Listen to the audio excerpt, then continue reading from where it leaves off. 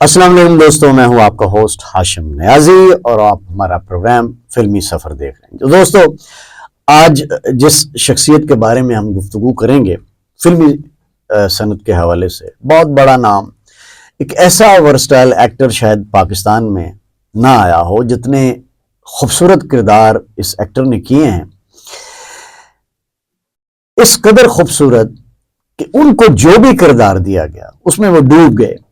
और यही एक अच्छे एक्टर की पहचान होती है कि जब उसको कोई करैक्टर मिलता है तो वो करैक्टर एक्टर बन जाता है।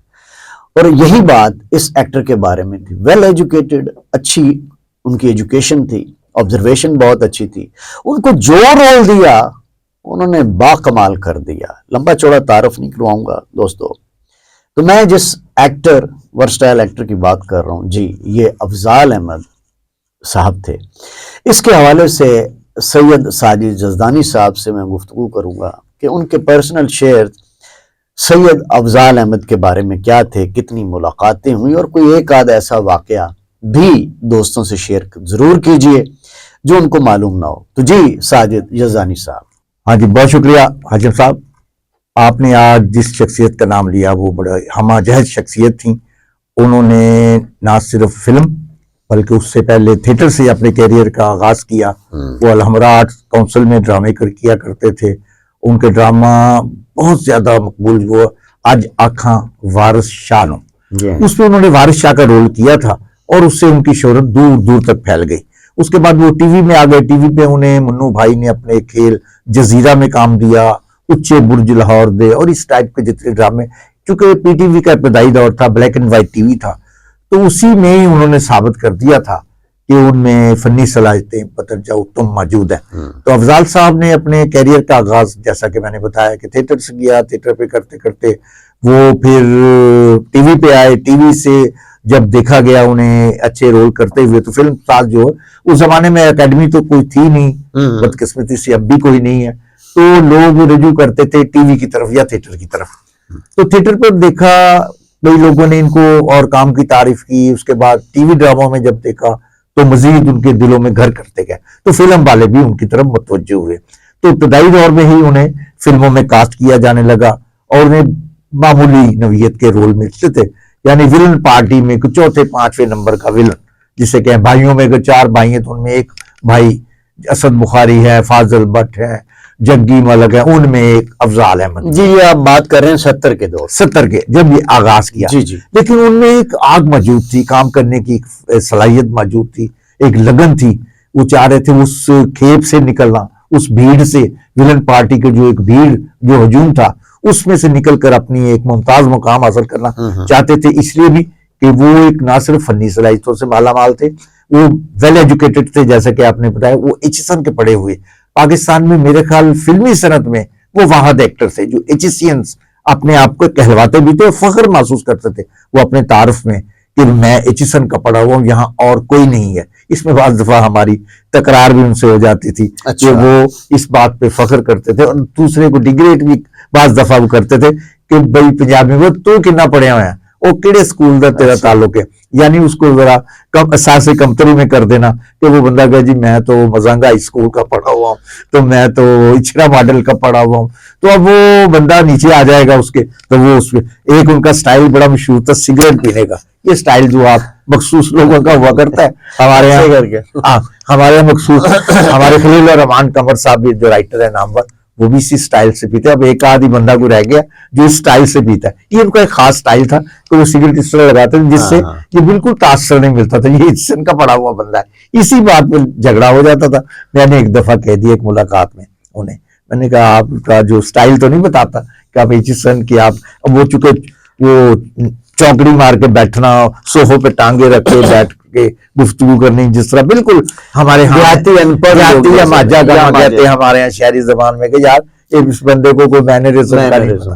लेकिन वो वेल एजुकेटेड थे, पढ़े लिखे थे, उनको सारा पता भी था, लेकिन उनका एक स्टाइल था अपना। वो मनमोजी भी थे, वो ये थे, उसमें वो तकब्बर गुरूर नहीं था, असल में मनमोजी थे। उनमें एक अच्छा, वो असल में फनकार थे। उनका बैठना उठना बता रहा था कि वो एक फनकार है। तो उसमें बाज़ दफा इख्तलाफ हो जाता था, कभी ये आपने ये किया। मेरे साथ एक वाकया मैं शेयर करूंगा कि जब इन्होंने ये थिएटर बनाया फिरोजपुर रोड पर, असल में ये कोठी थी इनकी, तमासील से ये उनकी कोठी थी, रिहायशगाह थी, यहाँ पर वो रहते थे। इसी के अकब में अदाकार हबीब की रिहायशगाह थी, वो जुड़वाई के साथ। तो वो फिर उन्होंने उसको मसमार करवा के वहाँ एक थिएटर तामीर किया और दावा किया कि मैंने ये थिएटर बनाया इसलिए कि ड्रामों में फाशी और यानी और ये कुछ है, मैं इसको खत्म करूंगा और मैं नई राह दिखाऊंगा। अब जब मुझे बुलाया गया पहले शो पर, मैंने ड्रामा देखा, तो ड्रामे का नाम क्या था? जन्म जन्म की मैली चादर। उसको उन्होंने 5-7 राइटरों से उसकी तस्हीह करवाई, उन्हें ठीक करवाया कि आप देखें। फिर उससे स्क्रिप्ट लिया आगा हसन साहब, उससे नासिर हबीब, उनसे स्क्रिप्ट लेकर परवेज कलीम, एम शरीफ, जितने भी राइटर उस जमाने के फिल्म टीवी थिएटर, उनको स्क्रिप्ट देते रहे, यार इसमें से कुछ बेहतरी, कुछ जुमला अच्छा आ जाए, कोई सिचुएशन अच्छी आ जाए। इस तरह वो पॉलिश होता है। बुनियादी ख्याल तो वो अमराव जान अदाई था, जी, मिर्जा हादी रुस्वा का, और उसमें उन्होंने जिद्दत पैदा करने के लिए उनमें मुख्तलिफ राइटर्स को दिया, उन्होंने अपना पैसा डाला, तो वो एक शाहकार बन गया। हर एक का एक एक जुमला भी आ जाए तो वो एक था, तो वो वाकई एक शाहकार बना। और वो ड्रामा वाकई देखने वाला 2-2.5 साल चला ड्रामा, और बहुत अच्छा ड्रामा, बड़ा क्लासिक अपनी नवीयत का। लेकिन मुझे एक उसमें से एक मिल गया लूप होल, चूंकि उन्होंने दावा किया। जब ड्रामा देखने के बाद हम उनके कमरे में आ गए ऑफिस में, मैंने बताया जी कैसा लगा। मैंने कहा ड्रामा तो बहुत आला, एक्स्ट्राऑर्डिनरी ड्रामा, बहुत अच्छा है, मगर इसमें जो आपने दावा किया है ना, ये कि इस ड्रामे के जरिए मैं उरियानी फहाशी और ये सब खत्म करूंगा, मैं इसलिए ये बनाया, वरना मैं यहाँ प्लाजा बनाता, ये कमर्शियल रोड है, मैं यहाँ को प्लाजा बनाता, वो ज्यादा कारआमद होता। ये ड्रामों के लिए इसलिए मैंने नजर किया कि ड्रामों को ही फरोग देना चाहता हूँ, असली ड्रामे को, तो असली ड्रामे के लिए मैंने ये ड्रामा बनाया।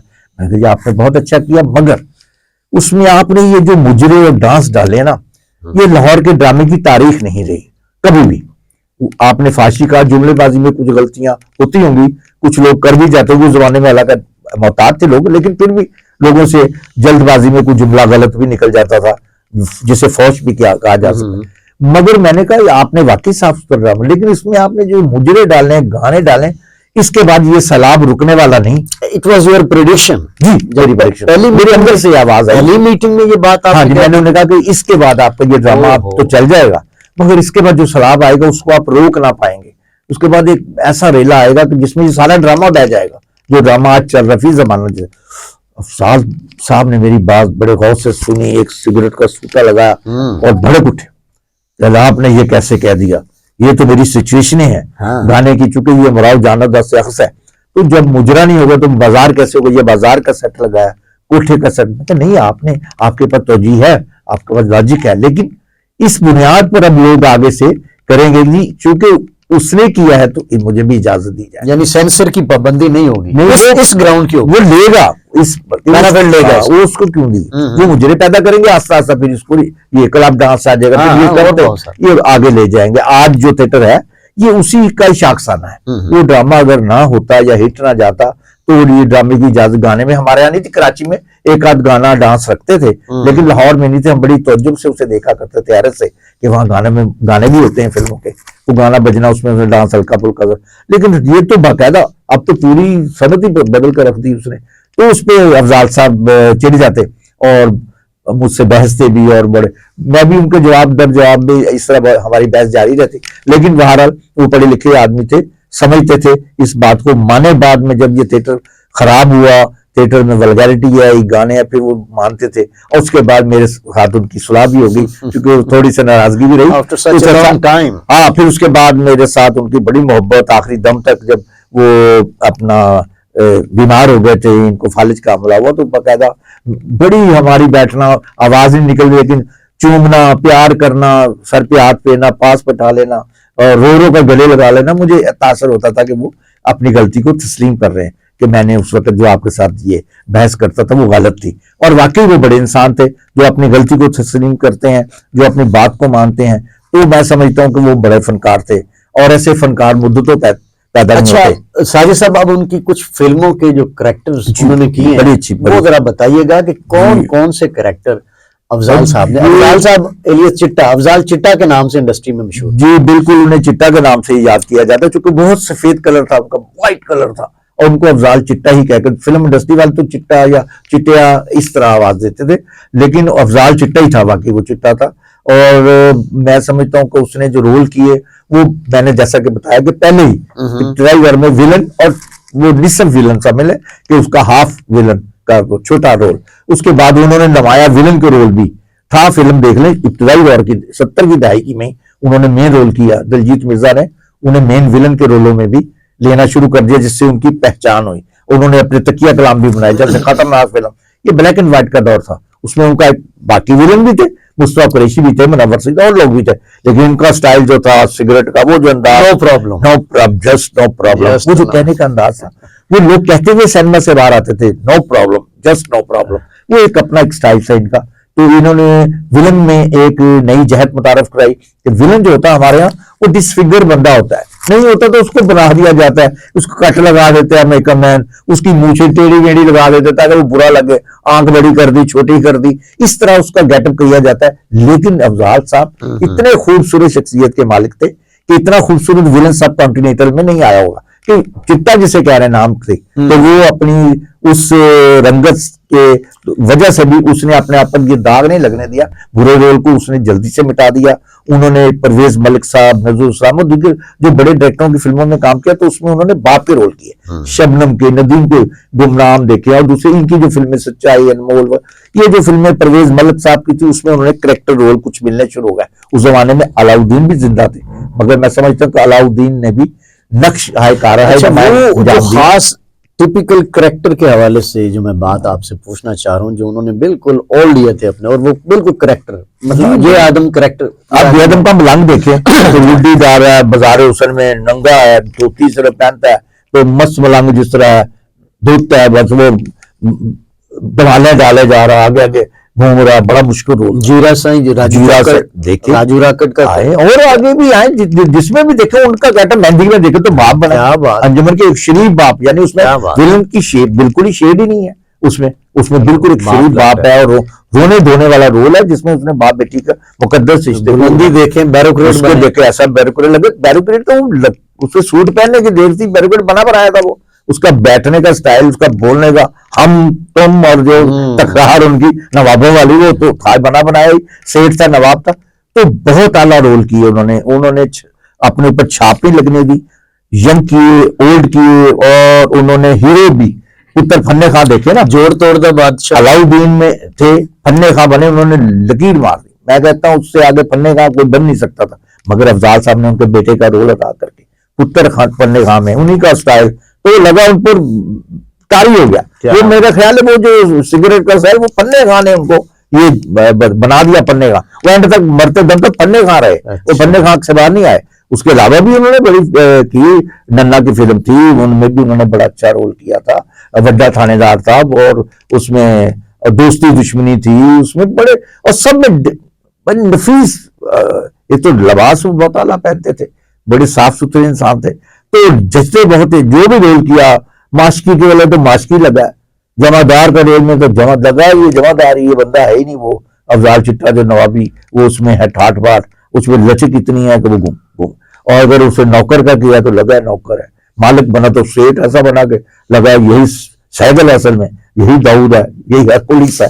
तो ये उन्होंने हर रोल में अपना नमाया किरदार नगारी की, और उन्होंने कहीं भी अपने आप को छाप नहीं लगने दी। बाद में अपना थिएटर बनाया, तब भी उन्होंने अदाकारी, उन्होंने उसमें भी आगे ड्रामा वारिस, आखा वारिशान उन्होंने यहां भी रिपीट किया था, और उन्होंने बल्कि एक ऐसा ड्रामा किया था जिसमें जबान को गूंगों पर ड्रामा करके, ये बड़ी बात होती है। तो ऐसे ड्रामे पेश किए कि नई जहत मुतारफ करा दी स्टेज पर, जो आज तक कायम है, उन्हीं के नाम के साथ रहेगी कि जो भी स्टेज पर हुआ अच्छा काम वो अफजाल ने किया, जो बाकी काम है वो बाकी लोग जो कर रहे हैं, वो एक चालू जिसे काम कह लें, कमर्शियल काम उसे वो करते हैं, लेकिन वो बिगड़ी हुई सूरत है। आज अगर अफजाल अहमद जिंदा होते तो वो बहुत ज्यादा तकलीफ में होते, जो आज का ड्रामा जहां चला गया है। आज उन्हीं के थिएटर में आप जाकर देख ले, डांस हो रहे हैं, गाने हो रहे हैं, उसी तरह